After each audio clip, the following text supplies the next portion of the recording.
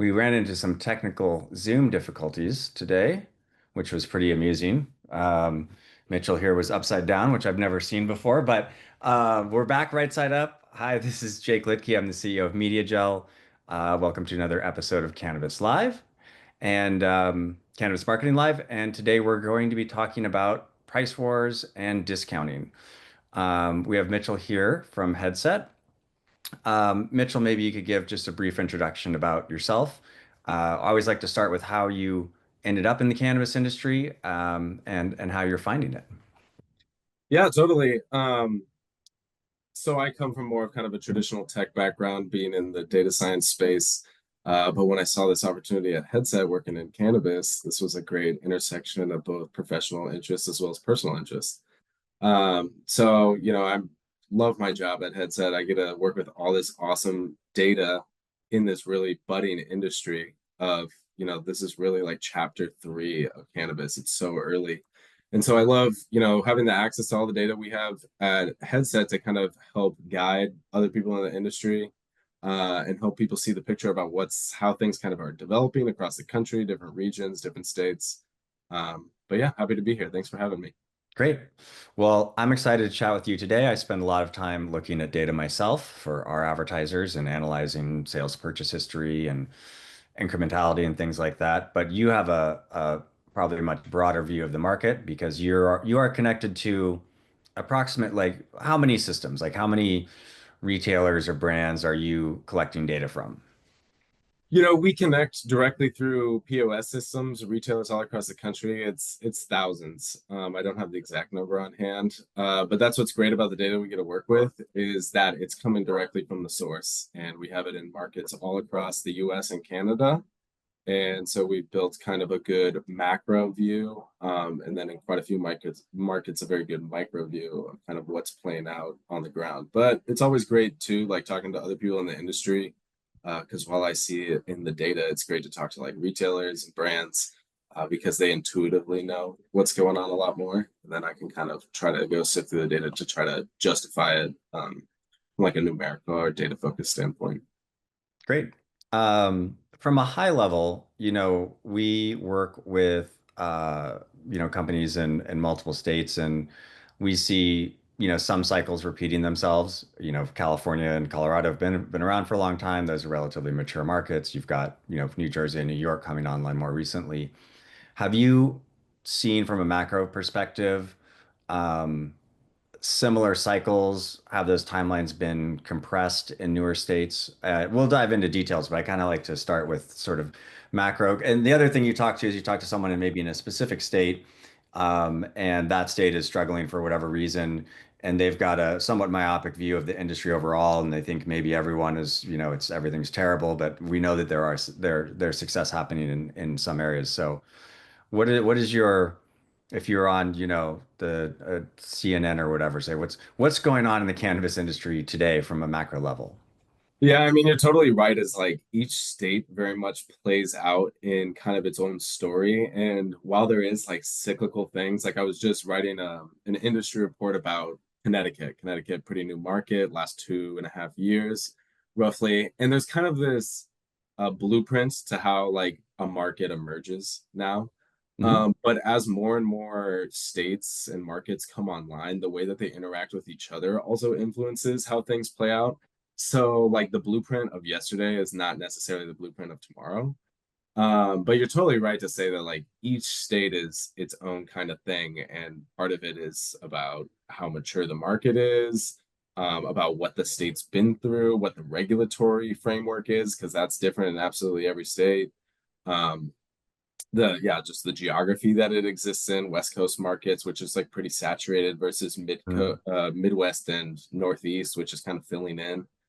Um, so there's a lot of levers that kind of dictate things like price, the brands that are available, like your ability to be competitive, discounting, and people's ability to succeed in markets. Like if you talk to retailers in Missouri, their narrative around what's happening in Missouri is going to be very different than if you talk to someone in California. Um, but yeah, I mean that's the type of nuance that I love picking through and writing about with Headset. is kind of just like what are those levers and how can you kind of try to get an understanding of where you're going from where you've been and where other people have been in order to kind of like mitigate risk or like play your hand in a certain way. Um, there's certain universals to all the business, but like I said, I mean, like we're saying, it's like each place is very much its own story. All right. So let's start to dig into some numbers. And we're talking about discounts, which is everyone is doing discounts to some extent or another for different reasons. What are you seeing from a national average? If you just take all the sales happening in general, what is the average discount percentage and rate across sales that you're seeing? So nationwide, it's like 23%. But it's pretty broad in terms of what you see at a state level. So it ranges all the way from like kind of early mid-teens to mid-30s, which is like super dramatic. If you're on the ground in like Arizona and you're seeing 35% on average versus Oregon, which is a little more mild in the teens. Like that's a very big that's a big difference in like business conditions, right? From a retailer perspective. It is increasing in pretty much every market, though it's increasing like that increase, that year over year jump is actually like dissipating a little bit. So like in California, for example, 23 to 24 year over year, it was like a 40% increase in discount. And then it was 10% between 2024 and 2025. So while it's still increasing, it's kind of leveling out a little bit, which kind of reflects what we've seen a little bit with price too, where like the big storyline of like a couple years ago was like price was just crashing everywhere.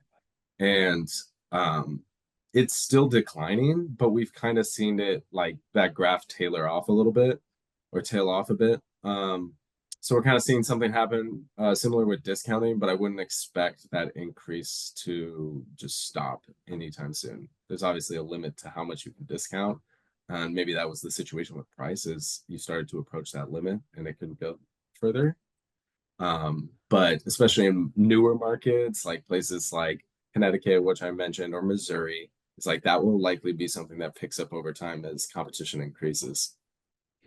Yeah, and when we talk about discounts, and we're talking about percentages. The another important variable is it's a percentage of what, right? Because you can obviously raise your Yeah, prices and then discount them down.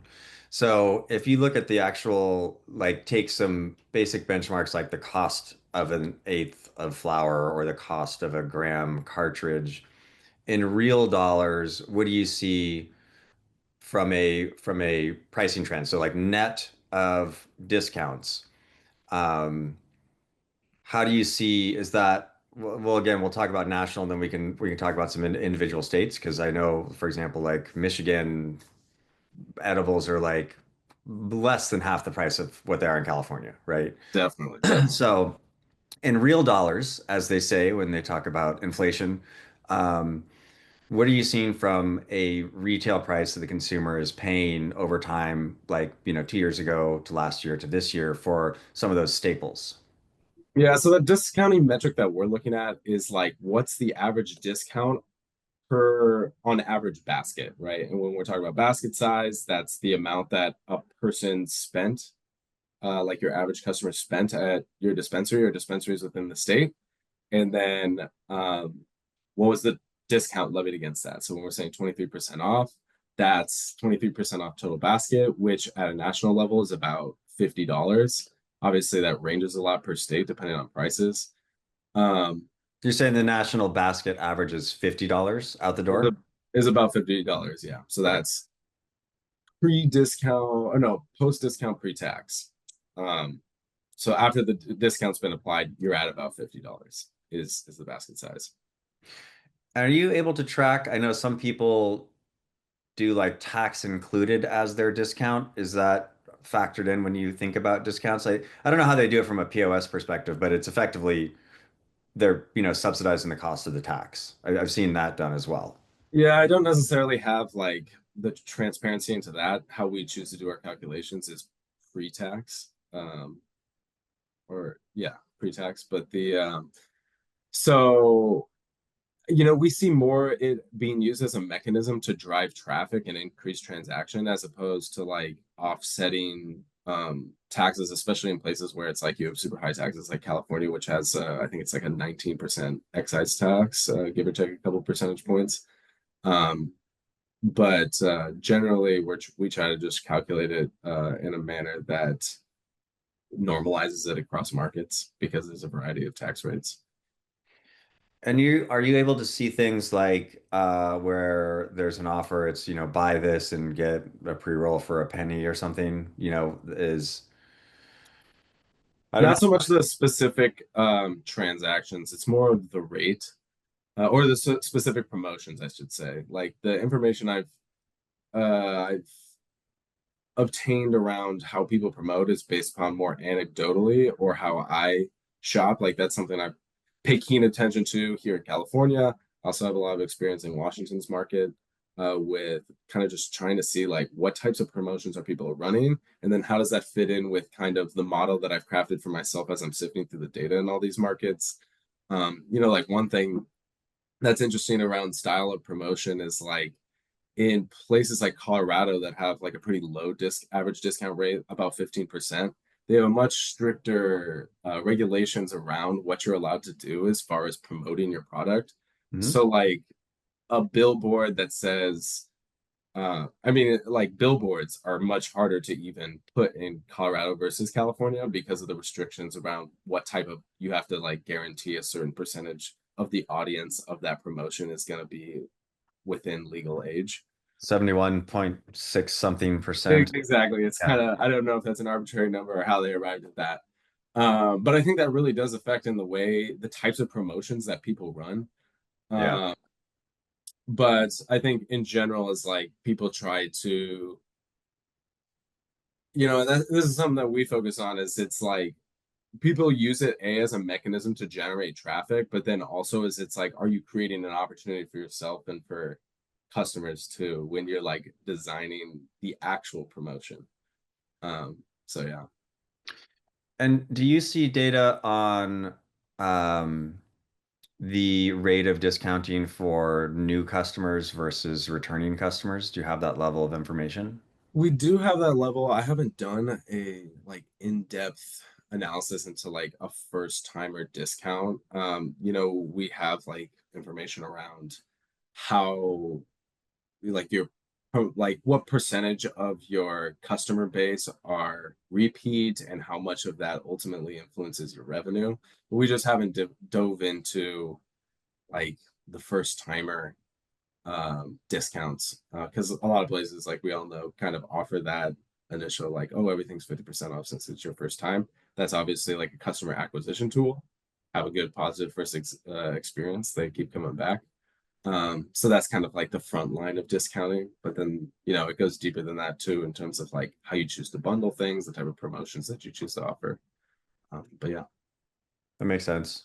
Now, when it comes to discounting strategy, and let's talk about retailers for now, and then we can move on to brands after that. But for retailers, you see a lot of first time discount. Frequently, if you've got like a retention campaign going, people will offer discounts to lapsed customers or credits. Um, do you see that? I guess we'll start with what is the range from lowest to highest for the states? Like, do you have a ranking of, whatever it is, has the highest, very highest rate of discount versus lowest? Definitely. I have all that actually right in front of me. Arizona is the highest at 35%, and we have Massachusetts at the lowest at about 12%. And that's definitely shaped a lot by kind of what we are talking about is those macro market conditions. Arizona's market's contracting in a pretty big way. And so I think just the competitive pressure, that's affecting every single retailer in the state of Arizona. Washington also has a high rate, also contracting market. And so that as that sales, that monthly sales total goes down, that's ultimately going to affect the bottom line of pretty much every retailer. So then it gets into a race of trying to make that up through traffic.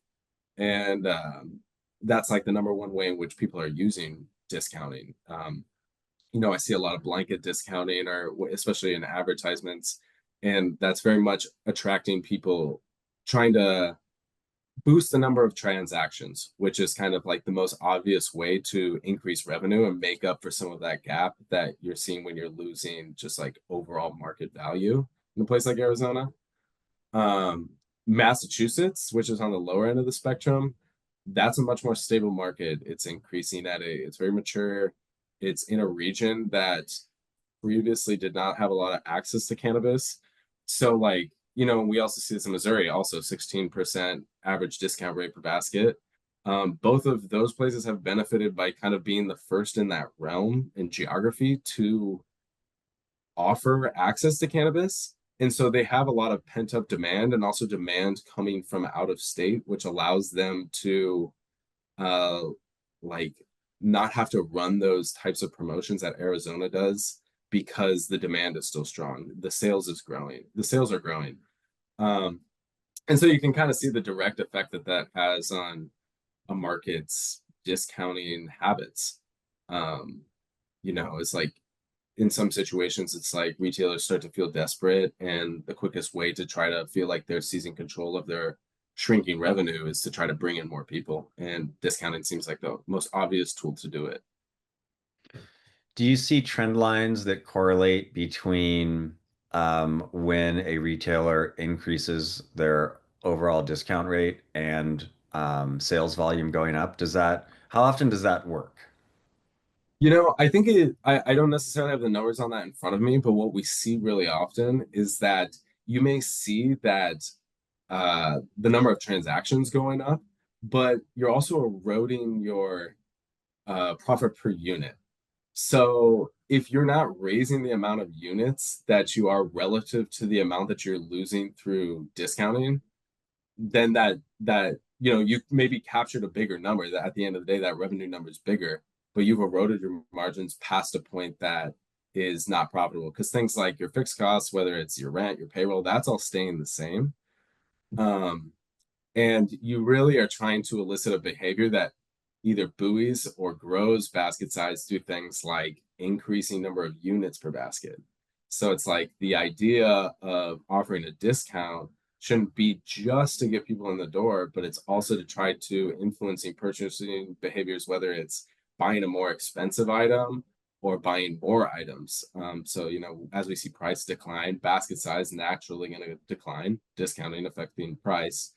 But then can you get that units per basket up, which will ultimately kind of like in a proportional manner that helps kind of keep that basket size in a healthy level. You don't want to just like give everything away.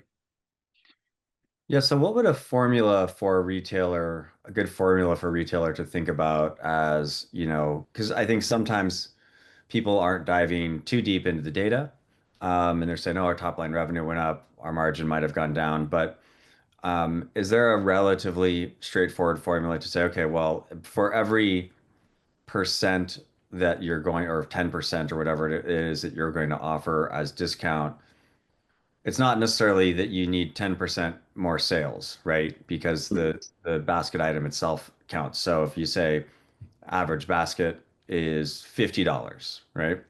And you're offering a 20% discount on average, so you lose $10 off of your top line, which if you're operating at, let's say, a 50% cost of goods, that's actually 20% of your margin. Mm-hmm. So if you're trying to make the decision, and we talk to retailers about this, where they're going to do a promo, they're going to advertise it, and the question is, what should we do? What should it be? 15, 20, 25, 30? We see data from an advertising perspective that once you get to like 30%, people really start paying attention. Mm, 25% it goes 20. Once you go under 20, it starts to not be quite as effective. And then the other thing that we've seen is doing discounts on a dollar amount versus a percentage. right. And in that sense, a dollar amount for lower basket item, or like lower average order value stores, sometimes mentioning a specific dollar amount can be more powerful than a percentage, because people, when you get into smaller basket sizes, the percentages seem less compelling psychologically for some people. Right. Yeah, I Uh, don't think there's necessarily a formula that's one size fit all, but I think you're describing definitely the thought process that needs to go into how you're running a discount. One that's kind of based on like agreeing what those top line metrics are for that we're looking at that shows success. And a lot of times, when I'm looking at baskets all the time. And as I'm running promotions, if you can kind of um, separate out and test those promotions and whether it's influencing the amount of items what is your goal with the discount? Is your discount to try to upsell someone? Is it to try to cross sell someone? And if that's the case, it's like, are you seeing a meaningful increase in the basket size from that time or the number of items they purchased? And I think you also touch on a really important part, which is like personalization, is like understanding people's purchasing behaviors because there's an archetype for every person that walks into a dispensary in terms of what type of promotion would actually be appealing to them. So like as a someone running a business and you're like, okay, I'm really trying to, the people who are generate the most sales for a dispensary, we did an analysis, maybe 6 months ago that was your top 20% of customers at a retailer, it can make over 50% of generate over 50% of your revenue, right? Those people are very responsive towards value. That's potency, that's price. And so the type of deal that you're going to use to try to target them if you want to increase output from that specific group is maybe it's an upsell. It's like, hey, you buy a half an ounce every time here, but we know a popular segment right now is popcorn nug flour. So you can give them a 15% discount on an ounce of that. It's still like maybe $10 more than that $50 half ounce that you were going to buy.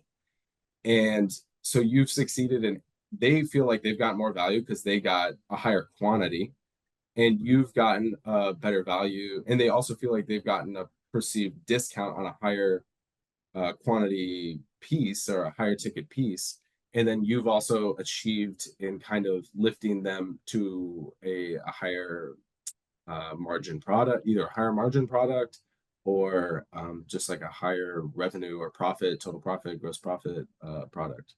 And this changes, that's just one customer type. How you deal with the kind of curious crowd, how you deal with the older crowd. They have different behaviors. People who buy certain categories also are very likely to buy others in some cases. And so understanding kind of all that consumer behavior helps you craft those fine tune promotions and then ultimately just testing them. Hey, we're running this promotion, this variation of this promotion on Tuesday this week. Very next Tuesday, run the exact same promotion and maybe it's changing just one thing. And then going back and see that did we achieve those metrics in either upselling, which was maybe the goal is like to get someone to buy a pre-roll, add on a pre-roll. Did we achieve that goal over that week one versus week two? And that's how you can take like a really targeted approach, I think, to strategically applying a discount where it's not just eroding margin unnecessarily. yeah. You mentioned correlation between product types. Do you have data points on people that buy vapes buy more edibles, or what kind of correlation do you see? Yeah, I mean, yeah, we have all sorts of data like that in terms of what types of people prefer, but then when it comes to like what types of products appear in each basket, like flour, for example. Flour, when people purchase flour, typically they're just going to purchase flour. They're maybe 15% of the time they might purchase a pre-roll, but typically it's just going to be flour.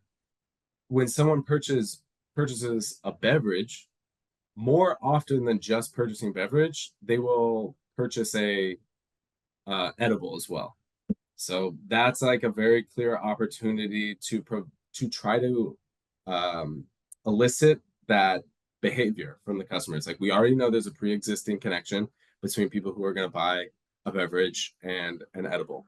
Same thing with if you buy edibles or all wellness products is a good example. There's a 30% chance that if you purchase a wellness product, you're going to be purchasing an edible as well, because there's an overlap between edibles as both a wellness category as well as a recreational category. So again, it's like a good opportunity for a promotion where it's like you're purchasing edibles. Maybe you're an older customer. You're using this for a wellness purpose. We know maybe you'd be interested in this tincture. Tinctures, at least the ones I purchase, are like notoriously expensive, $90 to $100. Say you give them, 15% off on that $100 tincture. Already those things are purchased at a high rate in tandem. But then, they're getting a deal on that tincture, that high price item, and you're upselling to a higher price item, and they feel like they're getting a deal on it too. So it's kind of mutually beneficial in that way. Okay.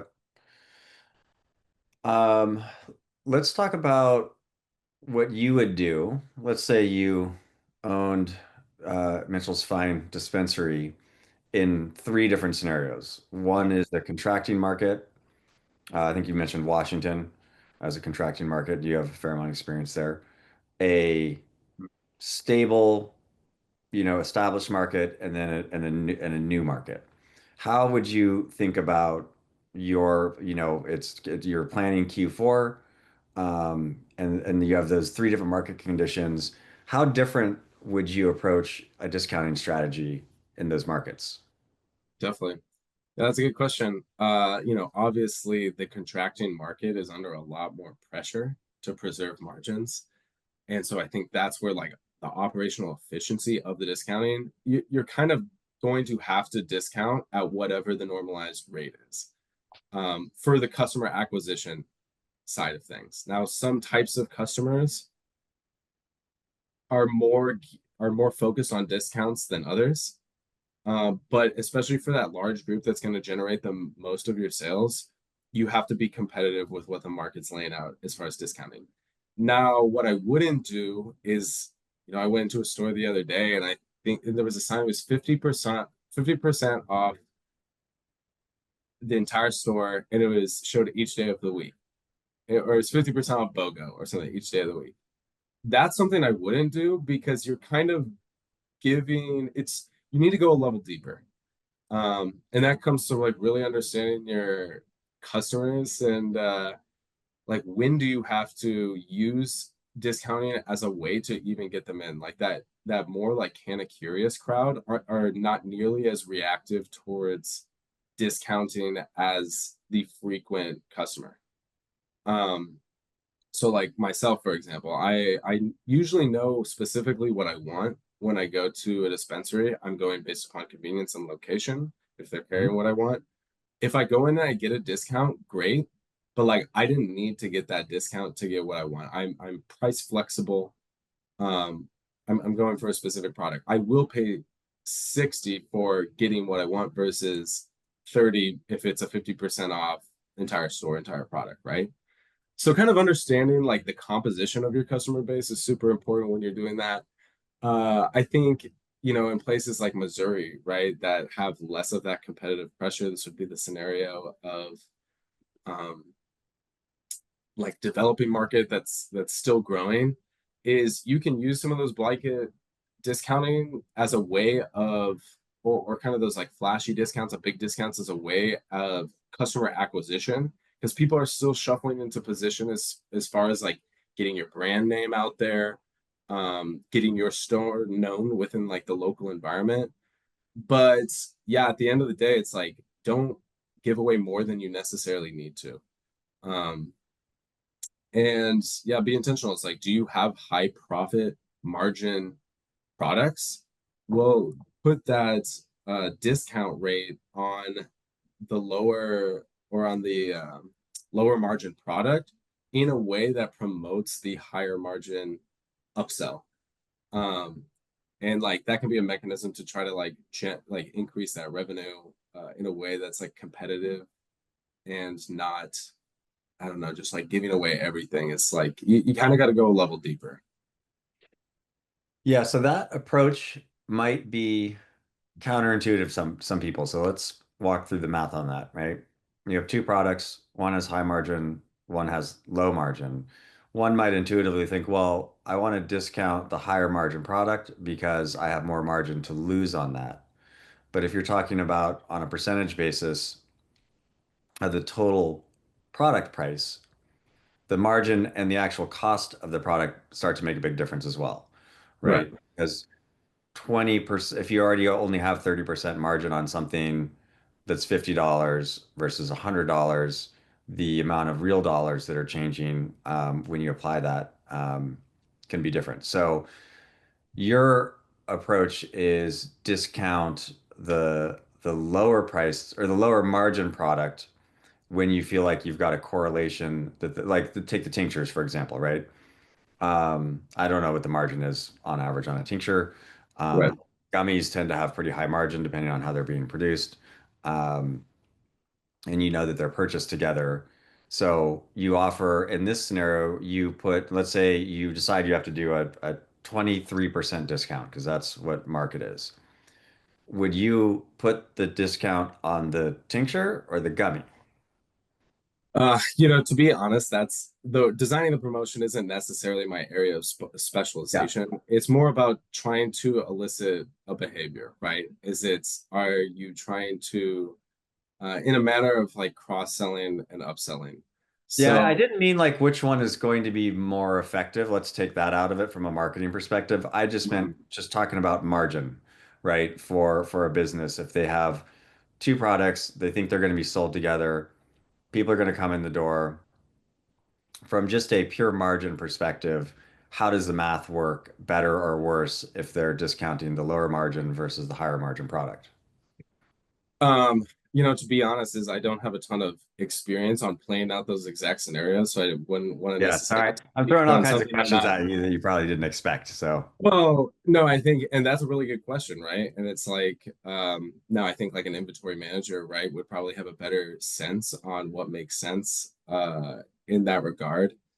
But then, yeah, just my perspective is more of applying like trying to focus in on like what type of product are we trying to sell a specific type of product, and then crafting a scenario which would be like best suited for that product based upon what you know about the type of customers that either are going to purchase that, um, which I could speak to a little more in terms of people's like consumption patterns or what age groups buy.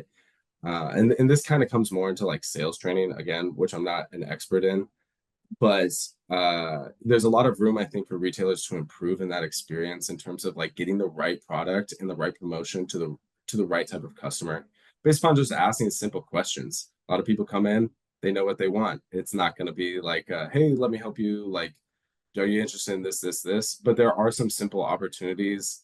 When we look at like attachment rates of um, when people buy an edible, like I think it's um, like 25% of the time they also buy a pre-roll. So it's like, are you even giving that option at the end? It's like maybe you have a end cap right by the register that's like, hey, so you're buying, do make sure your sales staff is armed with the knowledge that it's like, hey, if someone's buying beverage or edibles, are you guys looking for something to smoke on too? These are 15% off. Maybe that's a product that you're trying to push because it's either there's some types of sales advantage to you guys. Either you're trying to get rid of stale inventory or it has advantageous margin. Um, but yeah, it's about kind of understanding preferences, trends. Someone who's also interested in like a value based product. So like cheapest, highest potency, um, like flour, right?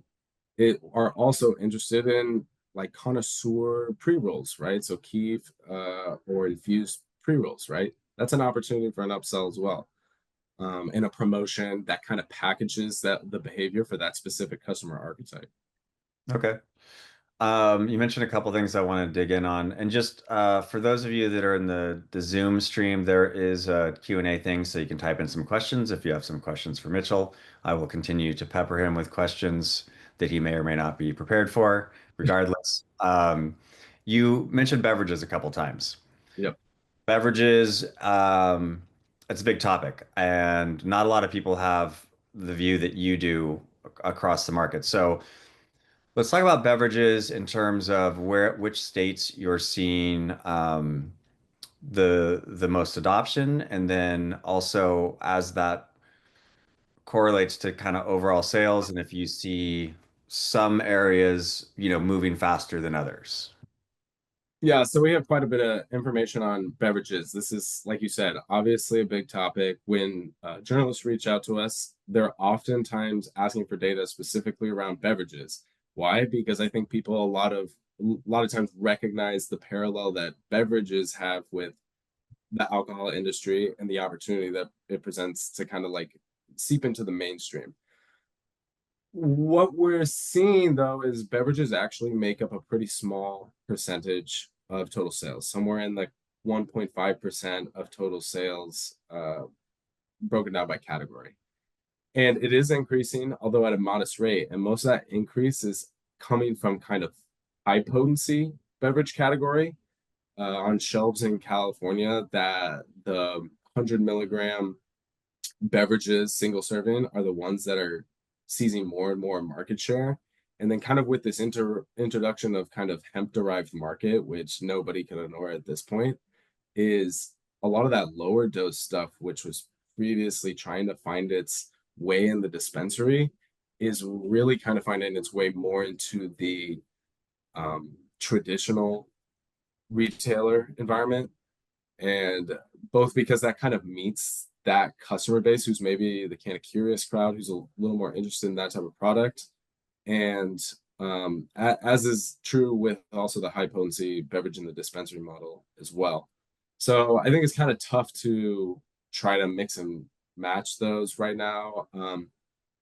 There's no data that really indicates that it's about to pop off in the dispensary model, though it is growing incrementally. So it kind of just depends what your state's environment is, and then also what type of product you want to put onto the market. Like I was looking at Connecticut, we just published an industry report about them, and they allow both hemp-derived beverages with a maximum of 3 milligrams in non-dispensary retailers. And then also in the dispensary model, they don't allow high potency beverages. So that makes it difficult for beverages to succeed in kind of that regulated adult use space in a market like that. In places like California, they don't allow hemp derived beverages in retailers that you see in other types, other states, like whether it's like a Total Wine and More type scenario. Yep. Um, They though used to we, have them at the Total yeah, Wine down the street from my house, and they do not anymore. Did you see, just anecdotally, was there any kind of sales lift in California for dispensaries when hemp products got taken off the shelf and technically banned from shipping? I didn't necessarily look into that at the time. I would imagine you probably could see a little blip in the data. It is like because the share of that category is so small, you'd really need to kind of magnify it a bit.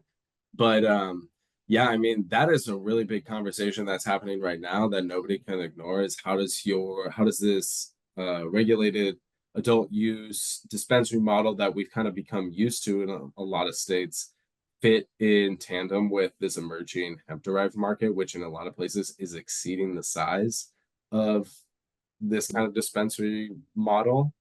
So, depending on your category, if you're like edible or beverages, the reality is the venue may not be right depending on what type of product that you're crafting. And if you are crafting something for a California dispensary, know that the type of product that is generating the growth is really high potency products. It's not necessarily targeted to that much larger group of like kind of mild social consumption. Like, there was a brand Can that it's Hmm. about, 2.5 milligrams. And it very much promotes as like, oh, take it to the beach, to the cookout. Like that crowd has struggled to kind of get engaged, I feel like, in California. Washington would be the biggest market for beverages like that. Their beverage share, though, is still under 4%. So, um, in the 3, 4 years that I've been tracking beverages, there hasn't been a lift in the way that we see like explosive growth in pre rolls or explosive growth in vapor pens as well. Okay, great, thanks. We got a couple of questions here. Mark is asking, Have there been any markets that were successful in weaning the customer off of a heavy discounting cadence? If so, do we know what their strategy was?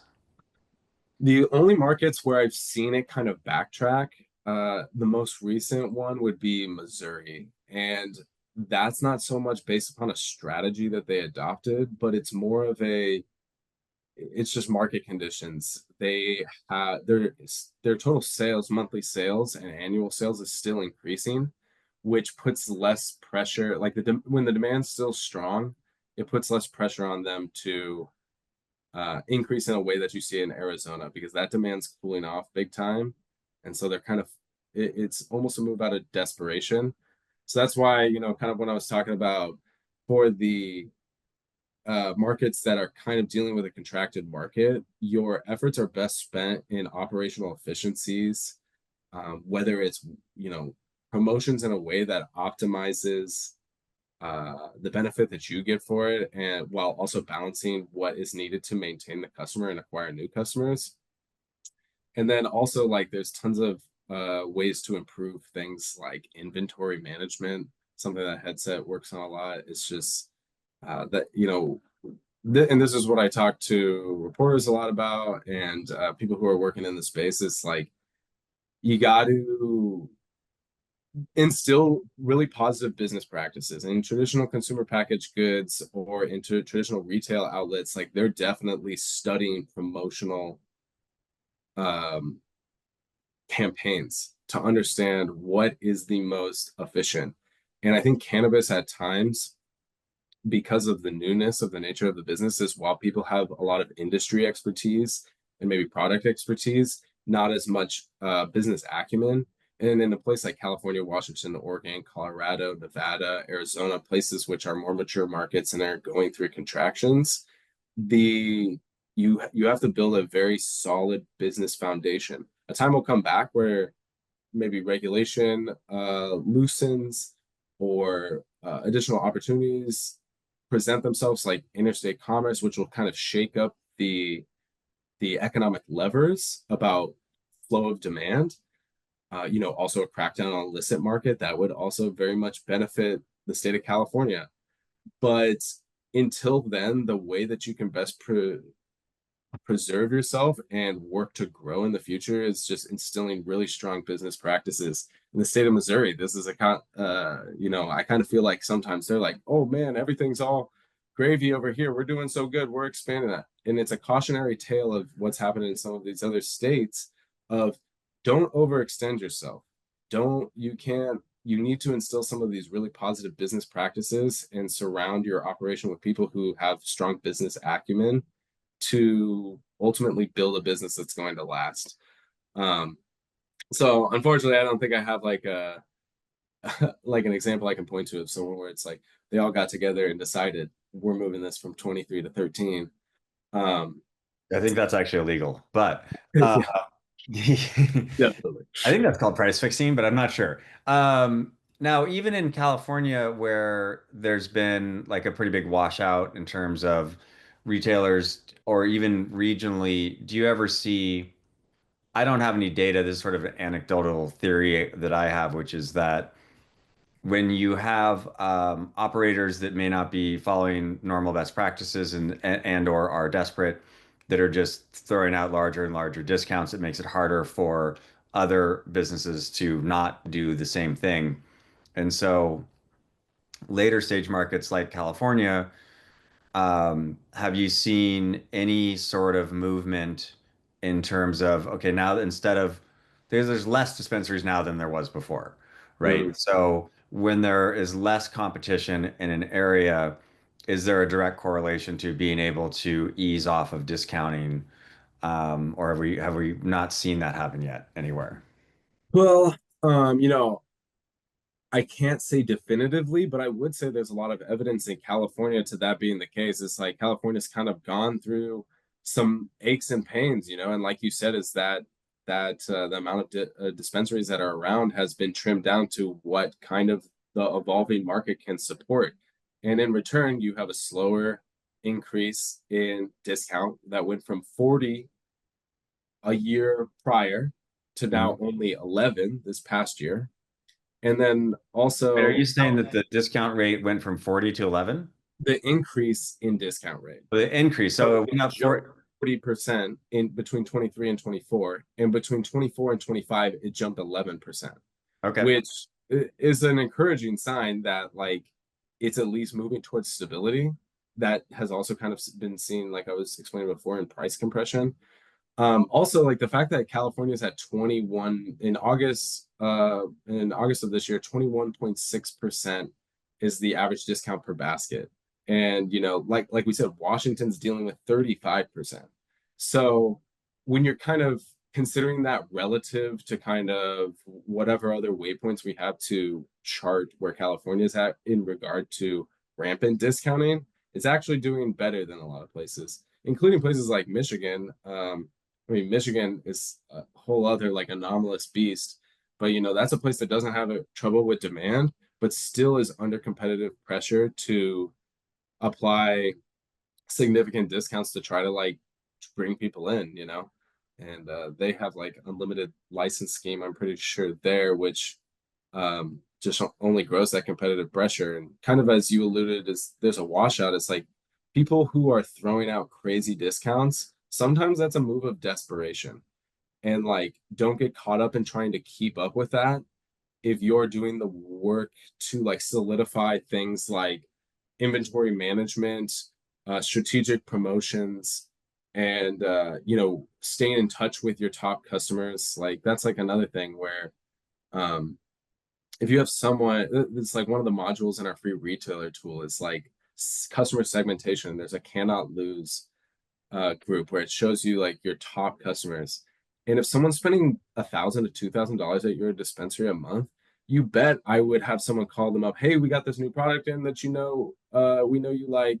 We're running a promotional thing. If you're interested, if you want to try this new thing ahead of time, like those are all opportunities I think to like focus more on like the customers you do have. Um, and yeah, the type of stuff that we try to instill in retailers, especially if they're kind of new to just like running a small or medium business. Okay. I've got another question here, and I don't know if you have the data for this or not. Do you know the margin that people have? Even well, I'll give you the question, and you can see if you can answer it. The question is, do you have a profile of an ideal customer and basket makeup that Mhm. tends to be the most profitable customer for a retailer? So like a customer whose basket is 60% one product, 40% another. Um, that was the question. Yeah, this it's not something I have on hand. It's something that like Headset is designed to do, or like business intelligence tools is like you put in your specific market, you can kind of filter to kind of see what is it's more of not what is the ideal, but it's what it looks like in the industry. So you can kind of chart your progress relative to that. I don't have those numbers on hand though, honestly. Yeah. So, but you do have the tools to be able to figure that out, right? So We you, definitely. I mean, obviously, like that's a huge part of people. People need to know where they sit relative. It's visibility. It's people need to know where they sit relative to where they're doing business and what's actually reasonably obtainable.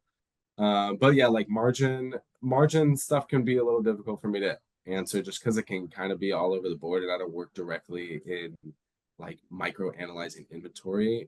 I zoom out a little more on kind of overall market performance and um, category trends, product trends, demographic information, stuff like that is kind of my super area of expertise.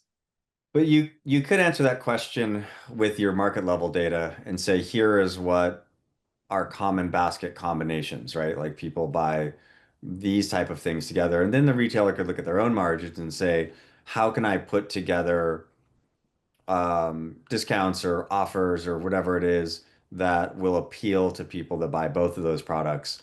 And then you could start to do the next step of it, which is okay, where do we apply the discount? Do we apply it Mhm.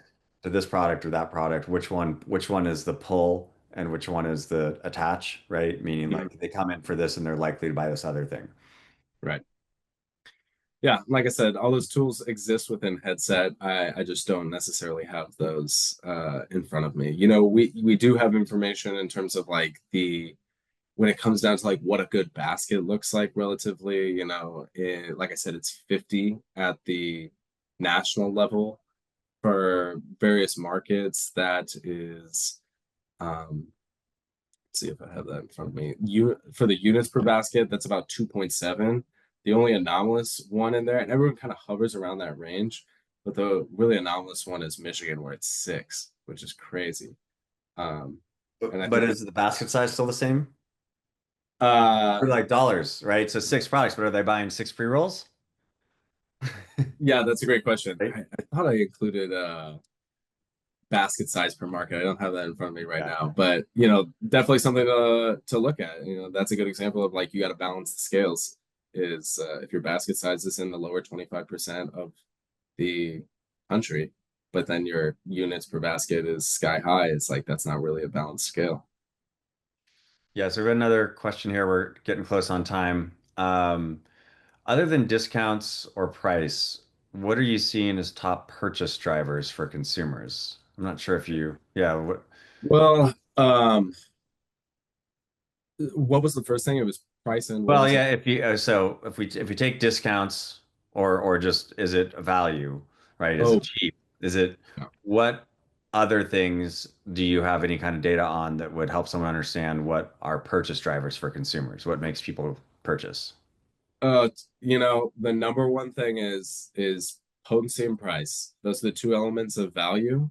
Like I mentioned with beverages, what buoys that category is high potency beverages. What buoys pre-rolls and has fueled that growth over the last 3 years is connoisseur infused pre-rolls.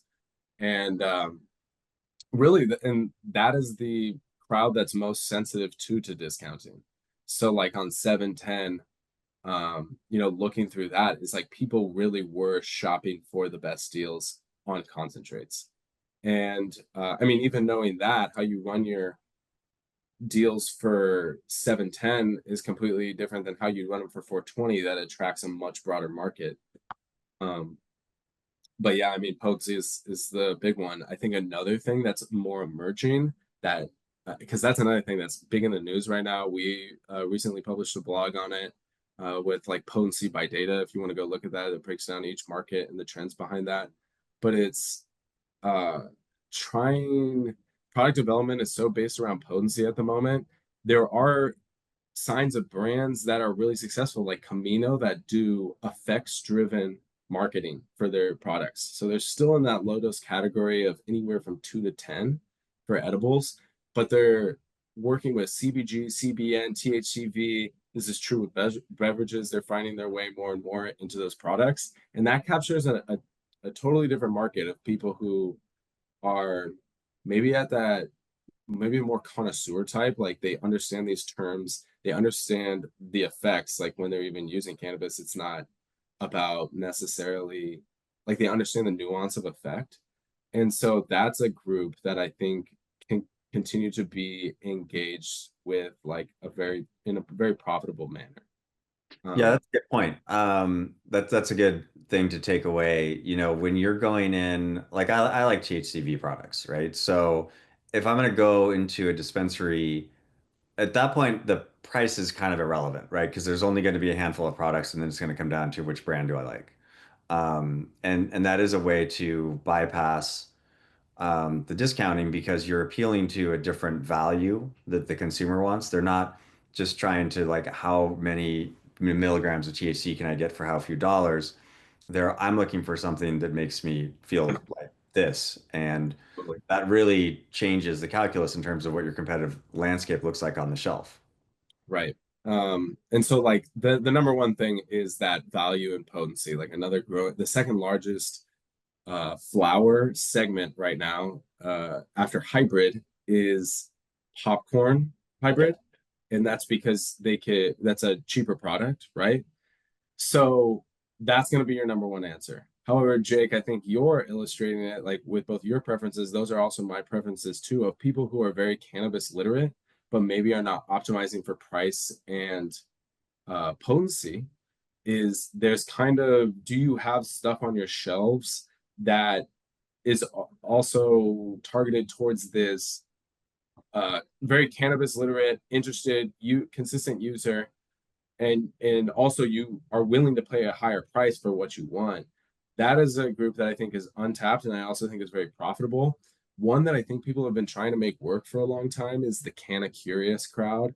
Is like really bring in like the soccer mom type and have like that um that crowd, which is a much larger body area for potential and area for growth.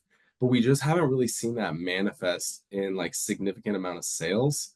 And especially with kind of the hemp derived market coming online, even my neighbor who, lives here in California, he, though you can't access it through a channel like Tonal Wine and More, he's ordering hemp derived beverages to his house. So you're still competing against that market.